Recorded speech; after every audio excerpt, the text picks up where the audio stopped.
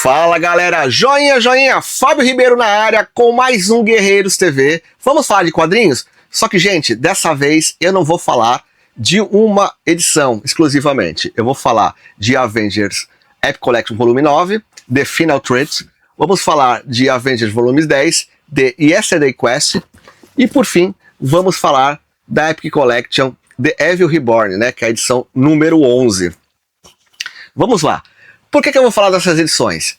Eu, como um grande fã de Vingadores, eu acredito que as edições de número 150 a 200 do volume 1 marca as melhores histórias dos personagens, né? Tem gente que prefere a fase do Bendis, tem gente que prefere a fase do Kurt Busiek, mas aqui, apesar de ter muita irregularidade nesse período, ela marca como as melhores histórias da equipe, né? Os seus relacionamentos se estabelecem aqui. O desenvolvimento dos personagens, a sua relação com o governo, a sua relação com outras equipes, né? As bases das relações familiares, é tudo desenvolvido aqui. Porém, uma parte desse material é inédita no Brasil, algumas histórias são inéditas, e outras não são republicadas aqui há pelo menos 40 anos. Então, para relembrar, essas edições foram publicadas originalmente nos Estados Unidos a partir de 76, né, até 1980.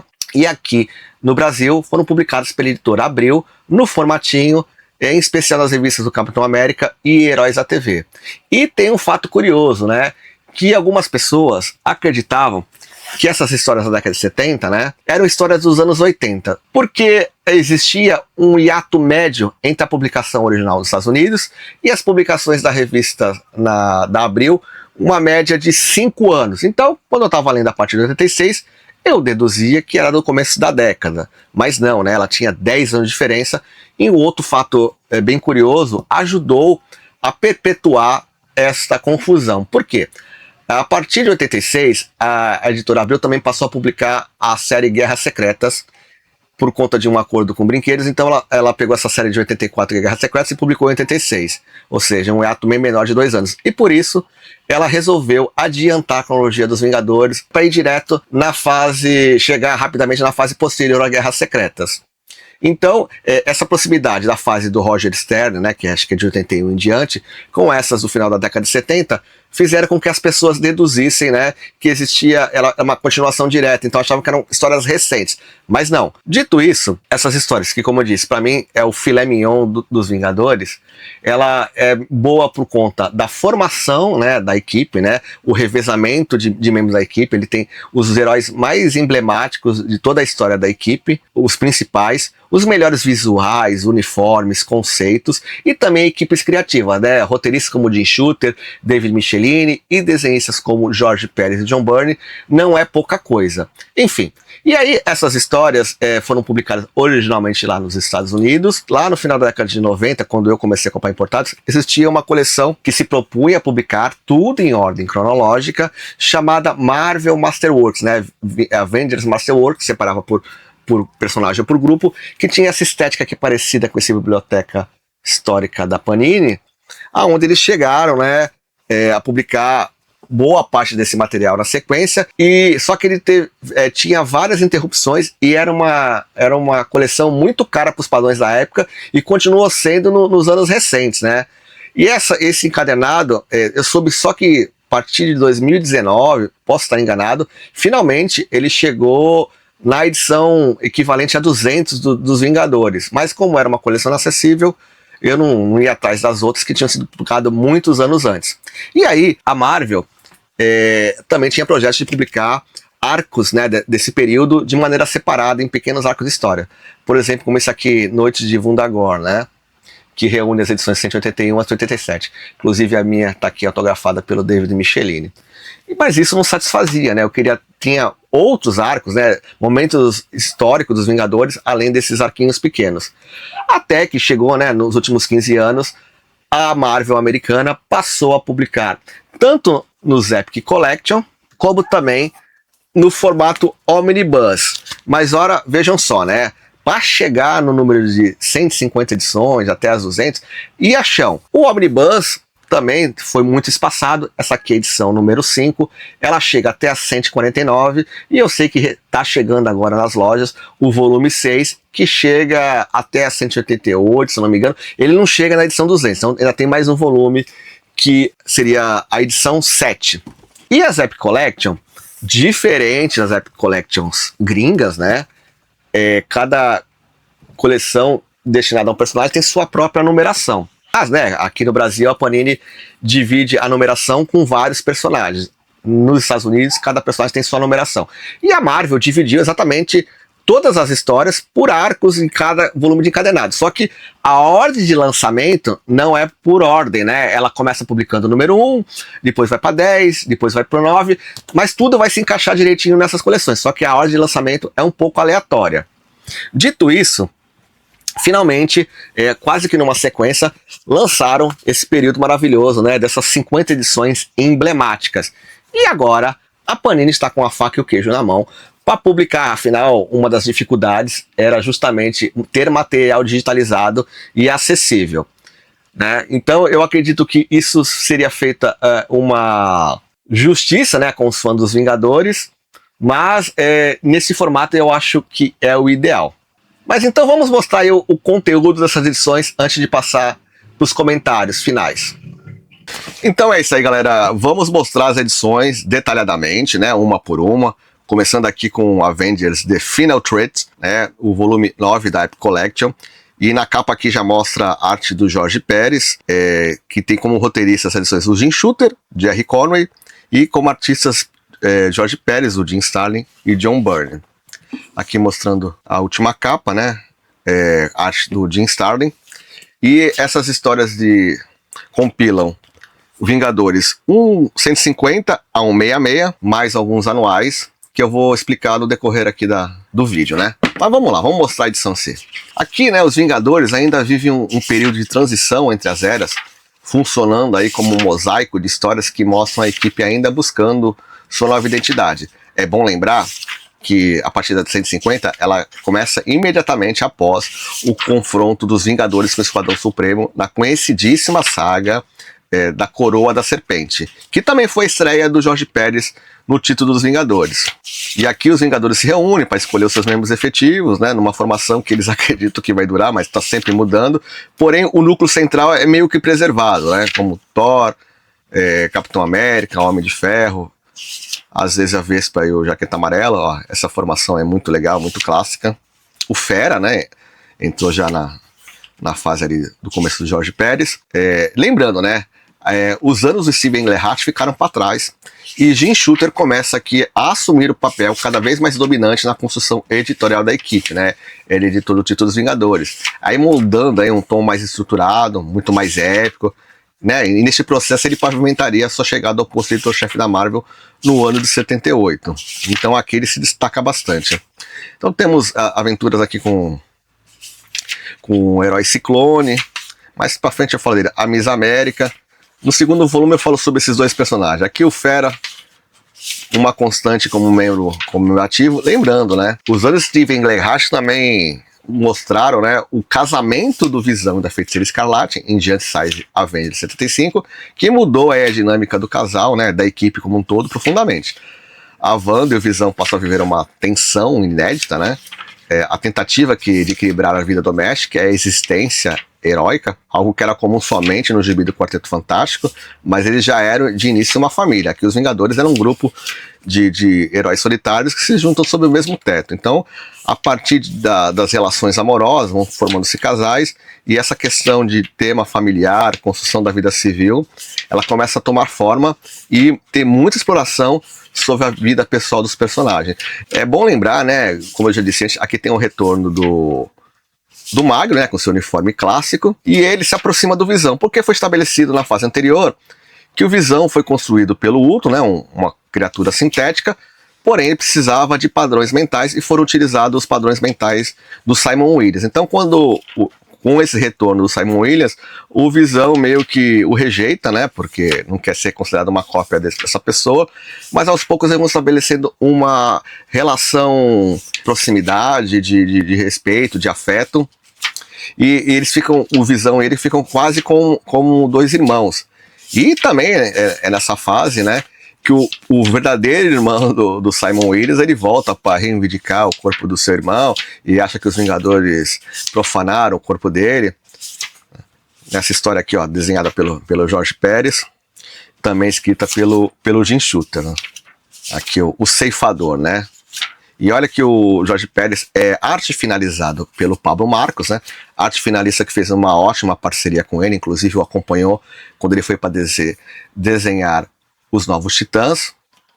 E aqui essa história 161 eu gosto bastante, que é o retorno de Ultron, né? O vilão é um dos maiores inimigos dos Vingadores de todos os tempos, e aqui ele traz junto consigo o Hank Pym, né? O seu criador, com a memória afetada, onde ele pensa que está nos primeiros dias dos Vingadores, quando ele era o herói Homem-Formiga. Então dá uma forçada para os dois personagens, a Vespa e o Hank Pym, voltarem para a equipe. Olha esse detalhamento, a anatomia do Jorge Pérez evoluindo e tudo mais.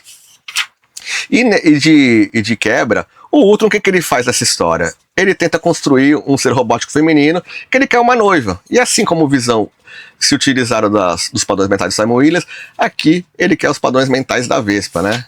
E os Vingadores têm que ir ao seu encalço. O Magno tá aqui com esse uniforme novo, né? Que a gente chama de uniforme de verão do Magno, né? Muito colorido. É até bonito, é um dos menos bregas dele, mas não confere identidade. A Jocasta aqui, ela, depois que o Ultron não consegue seu intento, ela fica aí relegada a segundo plano, se torna uma coadjuvante, e futuramente ela se tornaria um membro dos Vingadores. Então, como eu disse, o Pablo Marcos também finalizava outros artistas que revezavam no título dos Vingadores, mantendo um padrão. E aqui tem a estreia do John Byrne, né, um artista novato que já vinha fazendo alguns trabalhos na Marvel, e aqui ele reveza com o Jorge Pérez no título dos Vingadores, criando a melhor dobradinha de desenhistas de todos os tempos. Eu nunca ouvi falar, né, de uma fase ou de uma revista onde os dois maiores artistas da Marvel, de um momento, revezavam numa mesma revista. Eles tinham uma disputa aqui amigável na preferência dos fãs. E aqui tem a história clássica, né, que é do Conde Nefária. O Conde Nefária era um personagem, um vilãozinho mequetrefe, que inclusive tinha sido visto nas histórias dos X-Men, né? Ele é um dos responsáveis pelo acidente com a morte do Pássaro Trovejante. Ele não tinha poderes, mas aqui ele tem poderes no nível do Super-Homem. O plano dele era esse, e os Vingadores aparecem para atrapalhar seus planos, mas já era tarde demais, ele já estava poderoso o suficiente. E meus camaradas, o John Byrne brilha, né, demais aqui, porque ele tem uma narrativa cinematográfica um pouco melhor do que a do Jorge Pérez. O Pérez tinha melhor caracterização de uniformes, de composição de personagem, mas aqui o ritmo narrativo do Byrne supera. E essa história é tão emblemática, né? Um grande confronto de todos os Vingadores com esse vilão. Tem de tudo aqui, né? Ele tem reviravolta, tem uma escada constante de violência. Aqui finalmente aparece o Thor, que vai virar o jogo, né? Onde ele pode rivalizar com o Nefária quando os Vingadores estavam praticamente derrotados. É uma das poucas histórias que não saiu unicamente em formatinho no Brasil. Ela saiu aqui numa edição comemorativa da Marvel no Brasil pela Panini, mas também só foi uma única vez. E, por fim, né, a edição finaliza com 2 anuais fundamentais ligados ao núcleo cósmico da Marvel, envolvendo Thanos, os Vingadores, Adam Warlock e o Capitão Marvel, né? E esses episódios funcionam aí como um ponto de convergência da longa construção narrativa de Jim Starlin, né, em revistas paralelas. Ele não era um roteirista aí do Gibi dos Vingadores, mas ele quis que o final da sua saga, né, teve histórias envolvendo o Capitão Marvel e o Warlock, onde o Thanos é derrotado, e aqui corre-se o perigo dele ressurgir e ter acesso às joias do infinito. Então essa história é uma tentativa de impedir esse retorno do Thanos, e se torna um ponto de convergência, né, culminando aqui no desfecho épico para integrar os Vingadores, justamente para amplificar o impacto dessa saga cósmica que se espalhava em outras revistas que não eram tão boas de vendas na Marvel, né? Elas eram sucesso de crítica, mas não eram sucesso de vendas. Então o objetivo aqui era amplificar o alcance, né, já que Vingadores vendia muito bem, e também projetar as consequências dessa saga cósmica ao longo prazo dentro de todo o universo Marvel. E lembrando, né, essa saga do Thanos, ela extrapolou, né, ao longo dos anos, ela virou uma nova saga com o retorno definitivo do Thanos, Guerra Infinita, Desafio Infinita, que inspirou diretamente, né, os filmes dos Vingadores, o último, né, Ultimato, Guerra Infinita. Aqui alguns extras, né, umas páginas a lápis. Por fim, era isso. Agora vamos aqui para a segunda revista, né? Avengers The Yesterday Quest, que compila Vingadores 167 a 188 do ano de 78 a 79. Aqui temos Jim Shooter, David Michelini, Jorge Pérez, John Byrne e outros arte finalistas. Aqui a parte de trás desenhada pelo Jorge Pérez. A capa também, essa capa classicona aqui com os Vingadores combatendo os Guardiões da Galáxia. Então vamos lá. Se no volume anterior representava a transição, aqui representa a consolidação. Sob a direção do Jim Shooter, né, com outros roteiristas de peso, e eu faço aqui menção honrosa ao David Michelini, e com o audiovisual do Jorge Pérez e do John Byrne, os Vingadores atingem um novo patamar de ambição narrativa. Bom, essa saga, né, do Korvac pode ser vista aí como uma evolução temática, eu disse, da primeira saga cósmica da Marvel, né, como a de Thanos, do Jim Starlin, né, mas com uma diferença essencial. Enquanto Thanos, né, a saga de Thanos expande a sua narrativa por múltiplos títulos, a saga de Korvac permanece dentro dos Vingadores, ou seja, a escala universal, mas o impacto é íntimo e concentrado aqui na equipe. E o resultado, galera, é uma tragédia cósmica profundamente humana, né, e filosófica, e é uma das poucas republicadas na Êntricas aqui no Brasil. No caso, foi uma única vez, no formato americano, pela Salvat. Lembrando, né, esse arco, ele é precedido pela introdução dos Guardiões da Galáxia nessa história dos Vingadores, né, como viajantes do tempo que vieram do futuro, em busca do Korvac, e também de proteger um dos seus membros, né, o jovem Vance Astro, que ele é oriundo dessa época. E os Guardiões da Galáxia são esses membros aqui: Starhawk, Martin X, Charlie 27, o próprio Vance Astro.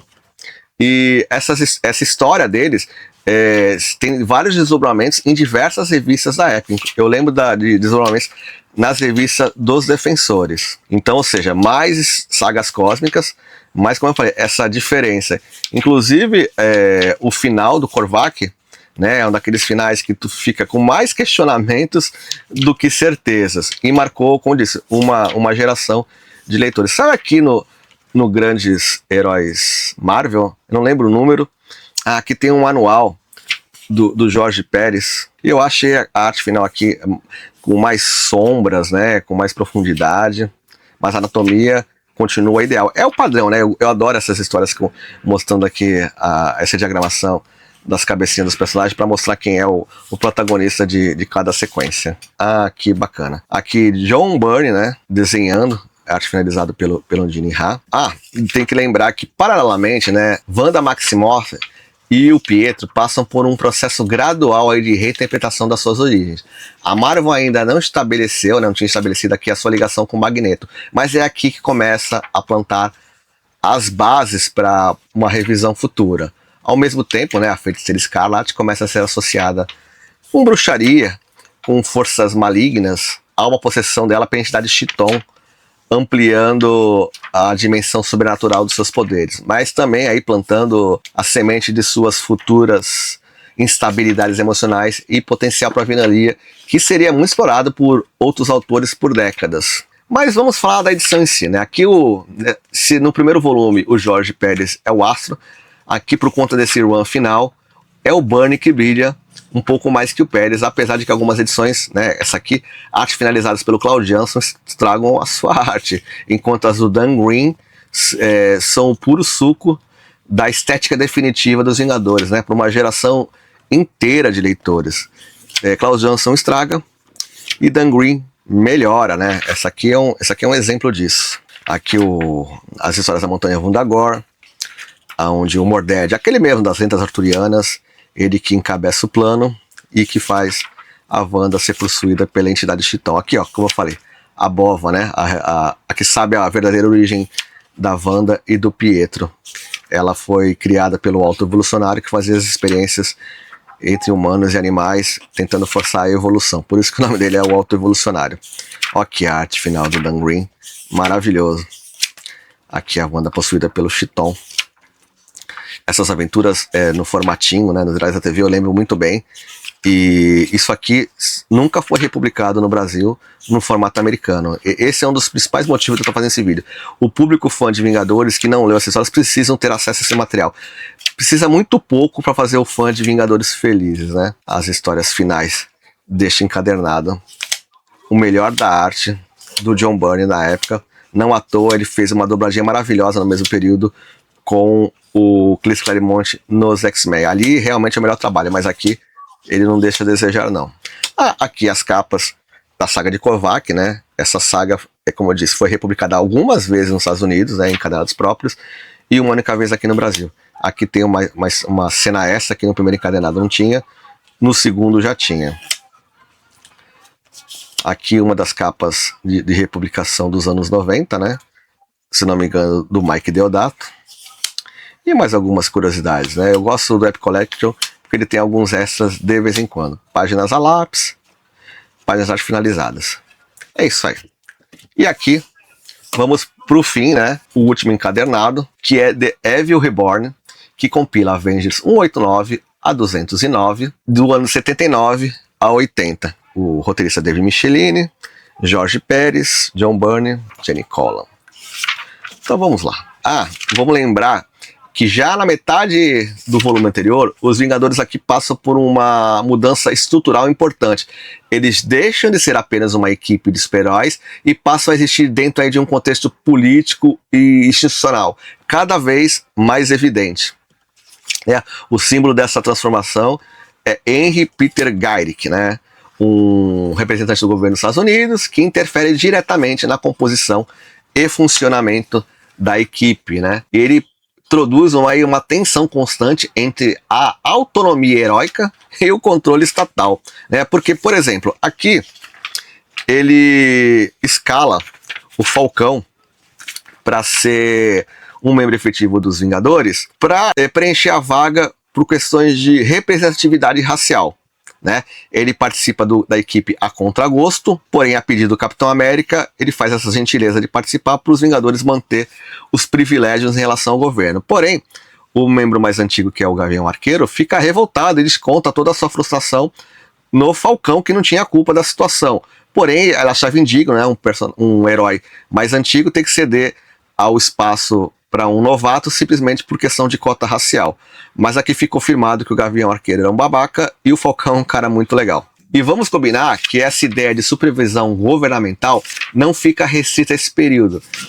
Ela evolui ao longo das décadas, né, e se transforma em algo muito maior. Né? Teve um paralelo com a Liga da Justiça na DC, mas aqui, né, vamos entender que culmina em eventos como Guerra Civil, e onde o debate deixa de ser administrativo e passa a ser ideológico, né? Com a seguinte pergunta: quem tem o direito de ser um super-herói e sob quais condições? Quem edita as regras? Os políticos? Os burocratas? Enfim, né? E dentro dessa fase, né, tem desenvolvimento de outros personagens importantes. Por exemplo, a dinâmica entre o Fera e o Magno, que agora assume esse uniforme de casaco vermelho, óculos de sol, ele deixa de usar roupa colante colorida. E essa amizade, né, se destaca como uma das mais humanas da fase, né, marcada pelo contraste das personalidades e reflexão sobre identidade. Porque aqui que o Magno tenta seguir a carreira de ator e ele vai acabar participando de um programa infantil como o homem forte do programa, gerando grandes piadas, e o Fera o acompanha, e são momentos hilários, porque o Fera, o momento que vai lá para tirar um sarro, mas depois vê o seu amigo humilhado, ele defende bastante o seu amigo, então são coisas inesquecíveis. Aqui, ó, a Miss Marvel entrando para a equipe, o Magno mostrando que os seus olhos ionizados ele consegue disfarçar, e chega no momento que o Falcão resolve deixar a equipe, porque ele já cumpriu ali um período para agradar as cotas, né? Aliás, vamos falar da Miss Marvel também. E a Miss Marvel, né, tem o seu auge e também o seu declínio nessas aventuras dos Vingadores. em especial aqui a edição 200 de Vingadores, que é o arco envolvendo Marcos, né, um ser da dimensão do Imortus, e esse arco hoje é amplamente interpretado como uma situação de abuso sexual e manipulação mental, tornando-se um dos episódios mais controversos da história da Marvel, né? Somente em Avengers Anual 10, essa situação foi revisitada. A Carol passa a lidar com um trauma de forma direta, há um confronto contra os Vingadores, e ali, meus camaradas, os Vingadores se mostram incapazes de responder adequadamente à gravidade do que ocorreu. E, gente, tudo isso graças ao roteirista Chris Claremont, que tinha sido roteirista, né, do título solo da Miss Marvel, anos antes, e ele ficou revoltado com o fim de ir na personagem e resolveu consertar a cagada e leva a personagem, carrega, né, para os X-Men como personagem coadjuvante, e depois ele muda o foco narrativo, né, do seu trauma, do abuso sexual, para a perda dos seus poderes e memórias, para então vilã vampira. E visualmente, né, o Jorge Pérez, ele domina este volume, né, como força central da revista, acompanhado por arte finalista como Dan Green e Joey Rubinstein, que deixa o seu traço ainda mais detalhado como nunca antes, e esse refinamento pode ser visto aqui nesse arco da Vespa, sendo capturada pelo treinador e socorrida pelo Jaqueta Amarela e o novo Homem-Formiga, Scott Lang, ou no combate da equipe, né, contra o Mecha Ronin vermelho, né, que parece um robozão dos seriados Super Sentai japoneses, né? Ou seja, o Pérez dominou o primeiro e o terceiro volume, o segundo é o do Byrne. E um detalhe importante é o contexto editorial brasileiro. A partir da edição 202, existe um grande vácuo de 23 histórias inéditas no Brasil. E não se trata de um julgamento sobre a qualidade desse material cortado, porque ele é fraco mesmo. Mas dentro desse encadenado, né, couberam, né, 7 histórias, né, da 202 a 209, mas enfim, né, não vou ficar defendendo o material inédito. Eu estou defendendo esse arco de 50 histórias entre Avengers 150 a 200. Isso sim, para mim é essencial. O resto, né, por uma questão de completismo, eu gostaria que fosse publicado no Brasil. Mas eu sei que não é o caso. Que, como eu disse, o Avengers Anual 10, com arte do Michael Golden. Essa sim, mereceu republicações no Brasil. Aqui, ó, como eu disse, o confronto aqui dos Vingadores com a Carol Danvers, aqui ela tornando, né, explícito que ela foi abusada, e o fim trágico aqui do Marcos, o seu estuprador. Ah, tem também aqui uma historinha solo do Magnum Simon Williams, né? Acredito que isso aqui também nunca foi publicado no Brasil. Eu pelo menos não lembro. E eu, como tenho todo o material formatinho, né, isso está inédito no Brasil. Aqui também uma historinha do Visão, pelo Tom DeFalco, que eu também nunca tinha visto. E mais essas, né, como tudo. Arte aqui pintada. Umas curiosidades bem bacaninhas, mas não é isso que faz a gente comprar Epic Collection. Esses materiais deveriam estar reservados para edições Omnibus.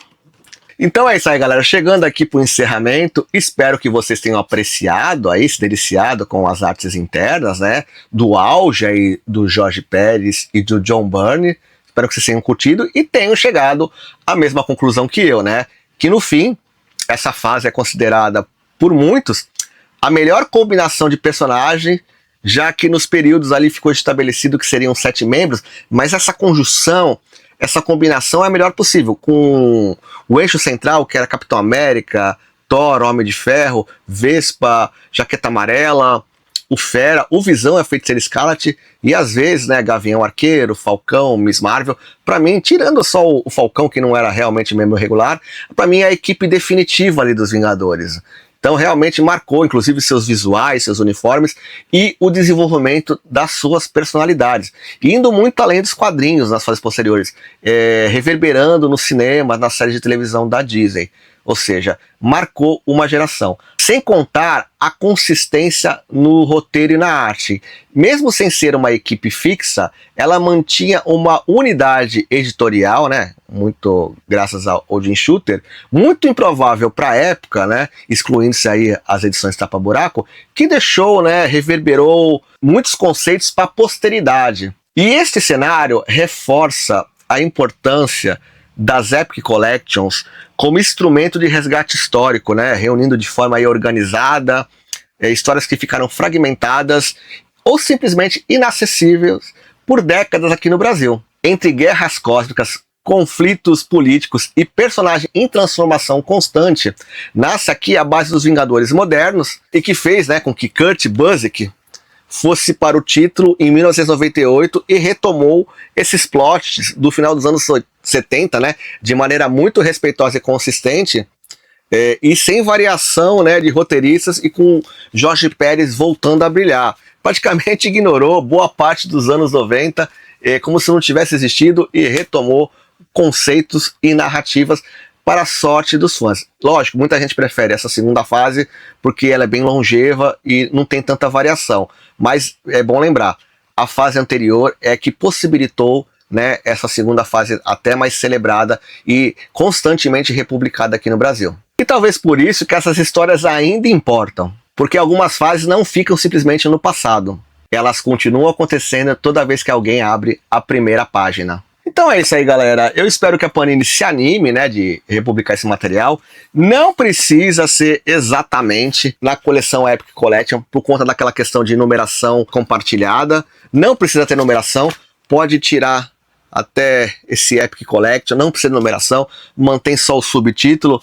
Ah, Fábio, vai ficar feio? Não, gente. Aqui tem a edição Maiores Sagas dos X-Men, que não tem numeração, somente o subtítulo. Aqui a Cisma, ele tem o mesmo padrão, capa cartonada, papel couché, preço até que é acessível, só uma pequena diferença de páginas, né? As Epic tem umas 500 páginas e essas edições da saga dos X-Men, as maiores sagas dos X-Men, tem mais ou menos 300, mas isso se adapta. Então é isso, galera. Eu espero que a Panini invista nesse material, né? Porque, como eu disse, as últimas edições têm histórias inéditas, não seria o objetivo, seria republicar histórias clássicas, mas aí fica aquela questão, a que público se destina essas histórias? É o público carente de histórias inéditas, de revisitar histórias do passado, sendo boas ou ruins? Obviamente eu queria esse arco de 50 histórias, mas podia ir muito além, né? Publicando um material que realmente foi pulado as 27 edições e juntar com as histórias do Roger Stern na íntegra e depois ir além. Ah, mas essas histórias são ruins. Eu até concordo com vocês, né? Por uma questão de completismo.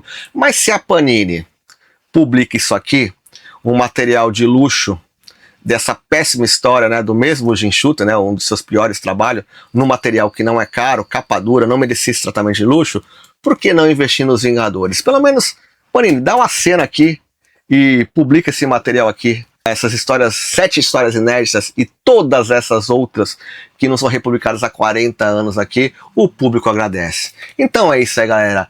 Joinha, comentem aí no vídeo quando vocês começaram a ler essas histórias, se vocês não leem há muito tempo, ou se nunca leram, né? E se seria viável para vocês, vocês comprariam essa coleção nesse formato Epic Collection? Valeria a pena? Então é isso aí, galera. Joinha, joinha, bom final de semana e até o próximo vídeo. Valeu!